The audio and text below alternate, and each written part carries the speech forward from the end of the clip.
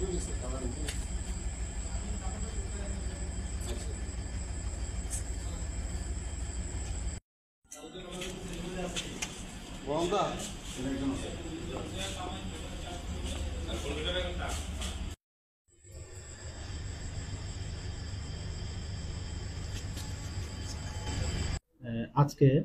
আমরা অন্যান্য দিনের মতো একটা গোপন খবরের ভিত্তিতে খবর পাই যে 6 জন যুবক আগরতলা রেল স্টেশনের দিকে আসছে। তাদের সঙ্গে পিট্টু ব্যাগেজ এবং সম্ভবত কোনো কন্ট্রাব্যান্ড থাকতে পারে। তো সেই সুবাদে আমরা জিআরপি, পিএস অফিসার স্টাফ এবং আরপিএফ প্লাস আমাদের যে টিএসআর বাহিনী আছে, সবাই মিলে আমরা রেল স্টেশনের চতুর্দিকে ছড়িয়ে পড়ি এবং তার মধ্যেই প্রায় সন্ধ্যা প্রায় 5:30টার দিকে আমরা লক্ষ্য করলাম যে 6 জন যুবক তাদের পিছনে পিটু বইকে করে আমাদের আগরতলা রেল স্টেশনে পার্সেলের অফিসের দিকে আসছে।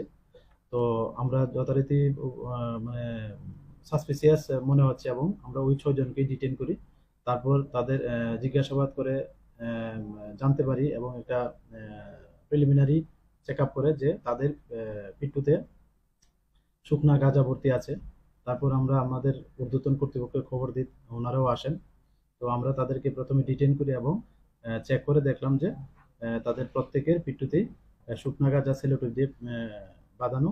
তো এরপর আমরা এগুলি আমাদের যে আগরতলা পার্সেল অফিস আছে ওখানে গিয়ে যখন ওজন করলে দেখা গেল সবগুলি মিলিয়ে ওজন হয়েছে 48 কেজি।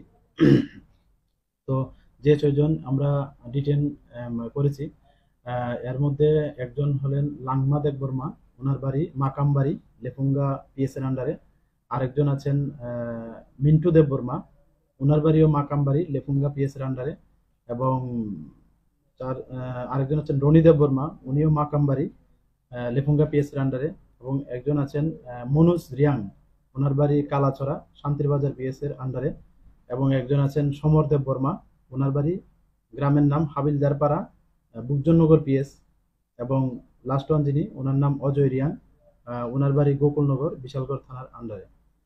তো তারপর আমরা আমাদের বিশালগড় আমাদের জিআরপি থানাতে এই নিয়ে একটা আমরা এনডিপিএস মামলা গ্রহণ নেই এবং তাদের কাছ থেকে কিছু স্মার্ট মোড এবং কিপ্যাড মোবাইল ফোনও পাওয়া গিয়েছে।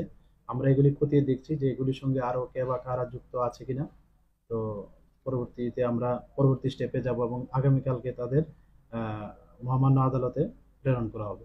বাজার মূল্যটা এটা 48 কেজি পার কেজি 5,000 প্রায় হবে। তো এই সুবাদে 48 কেজি যদি 5,000 টাকা হয় তা মানে পার কেজি, তাহলে এটা প্রায় 2,40,000-এর মতো গিয়ে দাঁড়ায়। কোন জায়গার উদ্দেশ্যে নিয়ে যাওয়া এটা অ্যাকচুয়ালি আমাদের ওই যে আগরতলা থেকে যে ধর্মনগর ওই ট্রেন দিয়ে তারা যেতে চেয়েছিল, যারা ডেমো ট্রেন। তো এখান থেকে সম্ভবত তারা ডিসপার্স হতে চেয়েছিল মেবি।